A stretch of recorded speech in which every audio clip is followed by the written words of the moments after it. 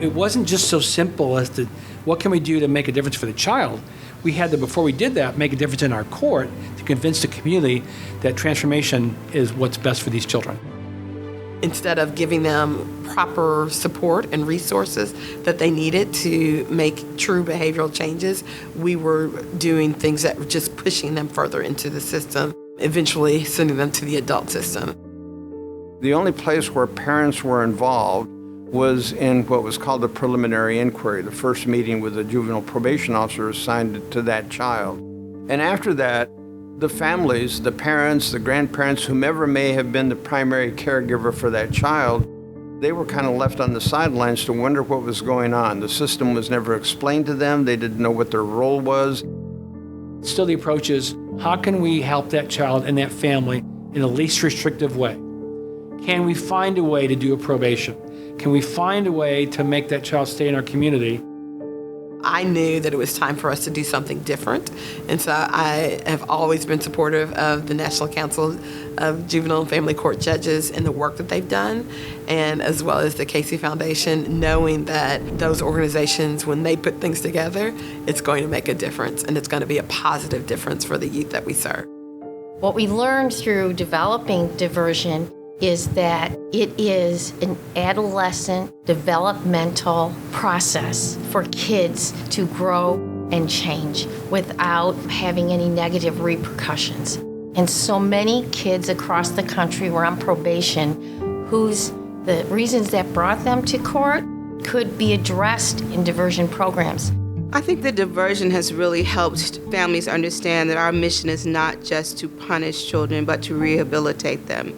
And when we're able to divert them to services and programs that hold them accountable, yet teach them a lesson, I think that helps parents and the community understand that that is essentially our role. We're not just there to punish, we are there to restore and rehabilitate. When I first started, we had over 100 youth in our community in our juvenile detention center. They had so many in there, they built even a larger facility, and we started doing this work. Today, in our juvenile facility, there are about 21 youth. We're in a community of 1 million people. Just because a child's 16 and commits a crime that could be tried as an adult and it's a very serious crime, it doesn't mean they should be. Children are kids, they're not little adults. Most children who come before the court are first-time offenders for low-level matters like shoplifting. They don't need to really see a judge for that. We can divert that. They might do community service, and they don't need to see a judge, as opposed to someone who robs a store with a gun. Another thing that the courts have done is to really focus on case planning, looking at ways an individual child could benefit from the services of the court and the supervision or coaching of probation. Instead of doing a generic checklist of items that we think that a youth should complete, now we're doing individualized plans where our probation officers take the time to really meet with the child, do assessments of the child, figure out what that child and that family need and what could help support them, and then put that plan into place versus just giving a list of things that they should complete and that they should do. That has made a world of a difference. I think there is a general consensus that everybody wants to improve outcomes for youth, and there's not always a consensus on what that approach should be. And the best way for us to do that is to bring all of our partners to the table.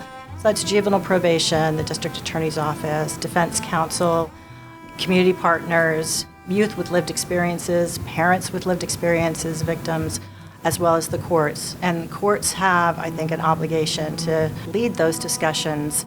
The judges have a unique opportunity to convey to lots of stakeholders in our community what the needs are and how we can go about doing things that make a difference. It is important for judges to understand that we actually can lead this process. We shouldn't wait on a probation department to take the role and take the lead in this.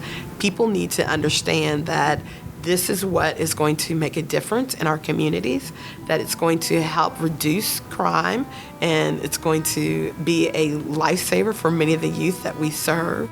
We continue to do better work, make better decisions on which children to detain, how we approach children and their families with regard to their probation department. It's not just about the child, it's about the family, and so we really try to work with the families. Our probation department has done an outstanding job working with families, creating case plans for children.